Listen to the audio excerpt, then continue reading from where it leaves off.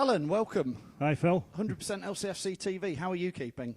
I'm all right. Had a wee bit of a bad time last week in the old hospital. They did the gastro-neurosurgery, some sort of thing, you know, big old tests and everything, but it wasn't very pleasant. And the most unpleasant thing about it, Phil, I had to miss Saturday's game against Newcastle. That's no good, is it? I watched it on the telly. I wasn't feeling great, but... You were cheering all the way from your bed. My son did my cheering for me. Yeah, he was down at the game. Yeah, so... Are they going to give you bionic legs? Well, funnily enough, and I know a lot of you people out there will be surprised when I let you know that they did find a brain. They actually found a brain. We know you're joking now. But, no, I had needles and everything in, Phil, and electric currents and all that nonsense. And they're quite intrigued, but fingers crossed.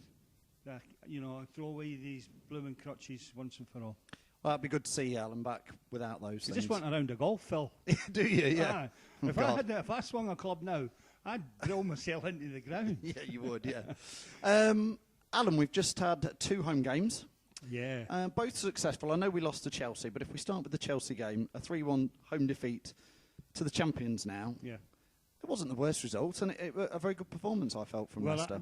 I think you're absolutely right, Phil. And I think the key moment to this game was when Andy King and Robert Huth got injured in quick succession. Yeah. You know, not only does that disrupt your rhythm. Okay, I know we scored in the first half without them, but I think maybe if big Robert Huth had been at the back at the start of the second half, we might not have lost that goal.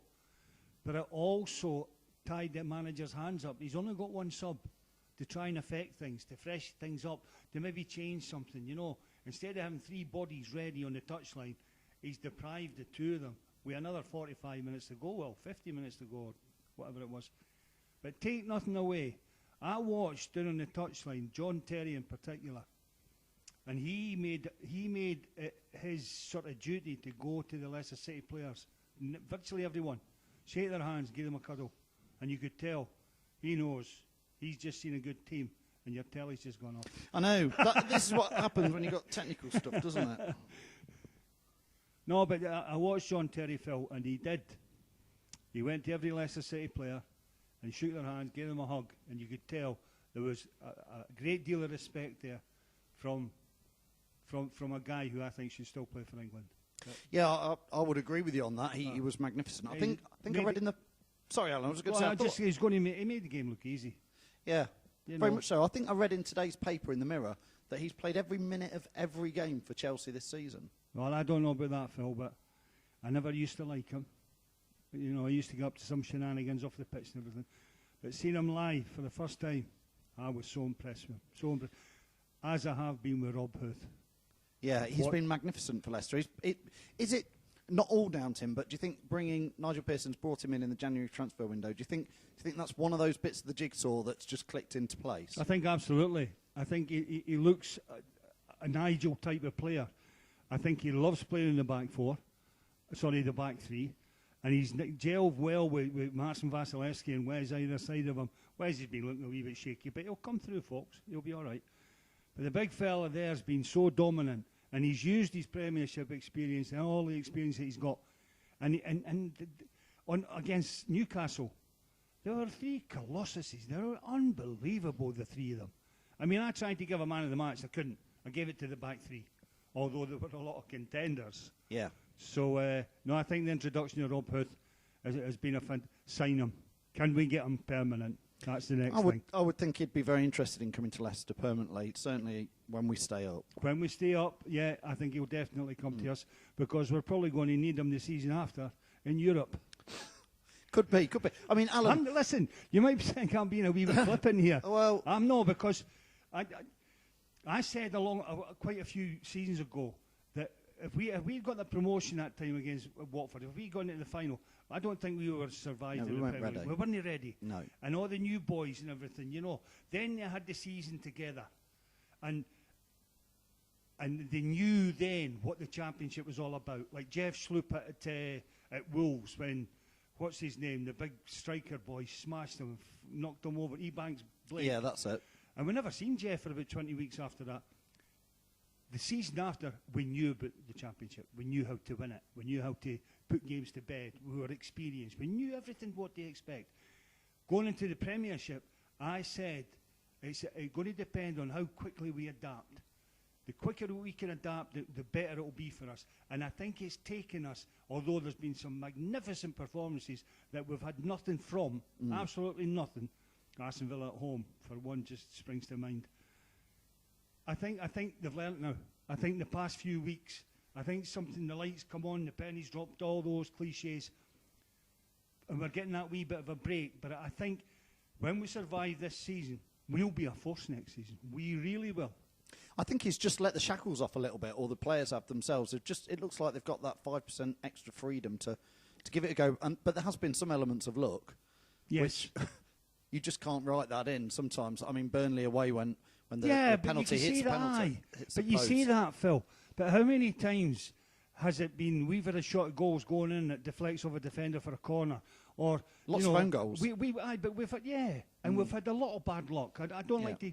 I think luck evens itself out over the season. Yes, I agree. But we haven't had the fortune, and maybe it's just smiling on us now. Yeah. It's maybe come now. But going back to your point about has he given them, sort of free rein, more attacking and stuff like that, I think he's just said to them, really, and I think he said it for quite a while, don't be afraid. Don't be scared out there. Don't worry if you make a mistake. Get on with it. It's over, it's finished, it's done. You can't do anything about it. Play with no fear. And I think the players are sort of thinking, well, okay, the gaffer's told me not to play with any fear, so here we go. Let's have a go. Yeah. Let's do it. I don't know if you heard, but last Wednesday after the Chelsea game, there was a few fans phoned into a certain radio show, and they were grumbling about Wes Morgan, and I was absolutely fuming afterwards, because I thought Wes, personally, I thought he'd had a really good game against Chelsea, made plenty of blocks. But against Newcastle, I thought he was fantastic against Newcastle, and he got his goal as well, which was great. He really celebrated that. It amazes me when a player, and Wes will be the first person to hold his hand up and say this, I've not been playing well. But what you get for Wes, even though he's not playing well, to his standards, he's a trier. He never gives up, and he's a good leader, and he's a good captain. And it amazes me when certain supporters jump on Wes's back like that just because he's having a bit of a dip in form. I even said a few weeks back, maybe the manager will give him a rest. I don't say he's going to drop him. Don't like that word. Give him a wee rest. He deserves it. But look at him the season before. He won everything going. He was named in this season's best team or something, Yeah, that's right. Unbelievable. And yeah, he's going to have a few poor games. But for goodness sake, I don't understand. He's human. We're human. We make mistakes. It's how we react to them. And the big fella's reacted well. I mean, he's playing against, I think people forget, it's the first time he's played in the Premier League. He's playing against strikers who cost 10 to 30 million pound players. They're not shabby, they're great players. Yeah. And, it's probably, I think a lot of the players have learned a tremendous amount. I'm sure Nigel Pearson's learned a tremendous amount. And that seems to be coming through now, that they've learned some lessons. They've lost that, they've gone in, I mean, the hashtag is fearless. But they are playing a little bit like that now, where they're not so in fear of a lot of the teams. You get that feeling. When you're bottom of the league, you get the feeling when you go out for the next game, are we going to win? Rather than how much are we going to win by? And I've been in that situation with Leicester City. And you go out confident, but we are doubt. Will we win? And then if the opposition score, it's a right downer. It's a real downer. And it takes a tremendous amount of character to get out of that.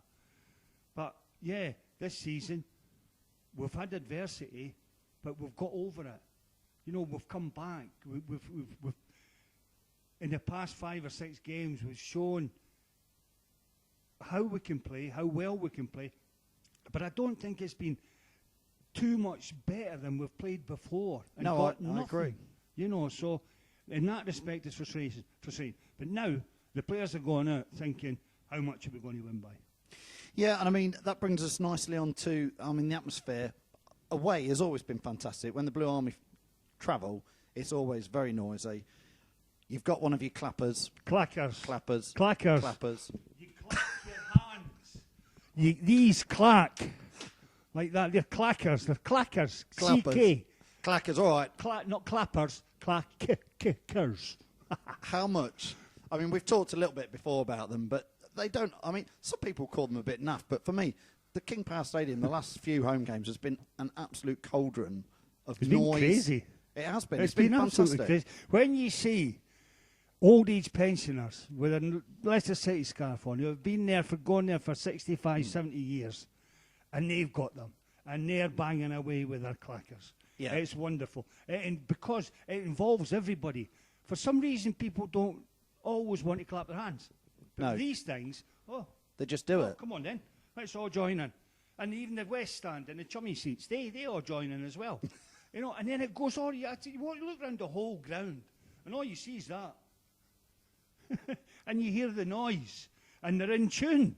Yeah, You know, they're in in time. in tune. It's absolutely wonderful. There's 30,000 Leicester fans all doing it, and the whole ground is doing it generally. Yeah. I mean, I went down, I watched you play at Filbert Street, and Filbert Street, we all look back at it through rose-tinted spectacles or blue-tinted spectacles, but it was fantastic. I used to stand in the Kop, Aye. and to be part of that was very emotional at times. Absolutely. And very fantastic. So as a player listening to the old Kop at Filbert Street, Aye. I think now when we've got the King Power Stadium going, I think it's rivaling back what we had in the day at Filbert Street. It now. is. Absolutely. And that's what we want, isn't it? Absolutely. We all love Filbert Street. And we still will in years to come. But it's a new generation now. It is what it is. The stand is what it is. It's because there's been no atmosphere generated by you lot. Do you know? But you have. They've started. Big style. Not just in the popular bit beside the old away supporters. So what is it, SK1 or something? Well, there's Block the L Block boys where Lee Jobber obviously is drumming. Uh-huh. You've got the Kop, which is... And then you've got the Union FS boys up in the corner I who know. put on that fantastic T-vote. Fantastic. And, Brilliant. And they're doing some good things up But in there. you're all doing it now. Yeah. You're all making a noise. You are creating the atmosphere. And let me tell you, when you're on the pitch, it's fantastic. You blow your chest out and everything. It gives you an extra bit of edge and everything. And you think, come on then, let's do this for the supporters. And then when things are not going great on the pitch, that's when the players need you. They need you to say, come on, we'll give the lads a lift. And then the lads on the pitch say, right, we're getting this lift, let's show them something. And it's a two-way thing, Phil, but it's fantastic now. And the guy who says, get some clackers made and give every one of them, is a genius. Well, he should be given a season ticket for the rest of his life.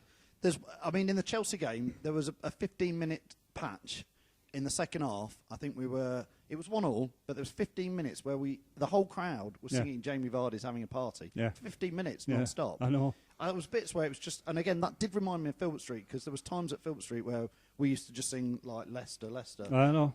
for like 10 or 15 minutes without shutting up. I'm sat in the stand, Phil, and I'm shaking. Yeah. My hairs are on the back of my neck, and I'm thinking, what's going on here? Listen to that noise. It's amazing.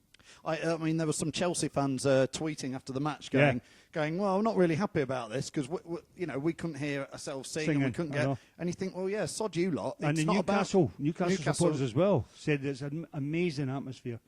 Some of them haven't heard like that even back at their own place. It was hard to hear them singing their Mike Ashley Out songs, Alan, at times, most of the time. But that's what we want. We don't... Too often in modern stadium, the away fans, because they're all on a day out, very much like when the Leicester fans go away, they're very noisy, and the home ground can often be, outsung by the away fans. You're right. Not at the moment. You're right, Phil. And I think there's another thing, because I think your supporters are starting to get there a wee bit earlier. Yes. And the noise starts around about 2:30 now, rather than like 10 to 5 to 3, which is another big fillip, because you hear it coming up the tunnel. And you think, what a crowd out there, you know. So, keep up the good work. You're doing fantastic. I mean, Birchie comes out 5 or 6 minutes before the can't team's hear come what out. he You says. can't hear him. How good is that? It's because he shouts. But you can't hear him because of the noise recently, which has been fantastic. I know. And then the boy with his big trumpet thing as well. Yeah, his horn. He can hardly... His what? His horn. He gets the horn out. Careful what you say there. No, it's all creating everything. It's everything. I use a big word, and I think it's very important, together. Yeah. On the pitch and off the pitch. Stay together. Simple as that. It will be the greatest of escapes, apparently, if Leicester do get out. And I've just used the word if there when we keep saying not if, it's when. And because we are very, very confident. And I think I'd like to just point out to people that we sat down about 8 weeks ago and did a video, We did. which is on YouTube, so please check it out, where we went through and you picked up. We weren't too bad, were we? You picked a lot of the results in the games. Now, We the weren't too results haven't shabby. necessarily been the right scorelines. No, but they've they've been been close. yeah. But you in particular were very positive back then when people were bottom of the league on You 19 have points. to be positive, Phil. But you were very positive, Alan, and you were right. We were both sat there and we were both thinking we could still do it. Yeah, absolutely. And I did one with my son that he does on his thing. You know, the computer simulated and things. and it gives you all the teams and all the fixtures, Yeah. and you predict all the things. And I've got us to finish seventh from the bottom. I have, honestly. Seventh from bottom. Well, seventh from could- bottom. No, yeah. seventh from the top. I was going to say, That's next that is season. too positive. I mean, the last 3 games, we'll come on to those in the next video, so stay tuned for those. But Right. it just as, there is, the work's not done yet, is it? Oh, of course not. But if you go in that dressing room, you'll see a lot of happy, smiling faces. Whereas 5-6 weeks ago, you'll see players who start like that, maybe reading the programme, stuff like that. But now they'll be bouncing. They'll be high-fiving each other. They'll be mucking about. There'll be hijinks, nonsense, everything. Happiness. And an awful lot of togetherness.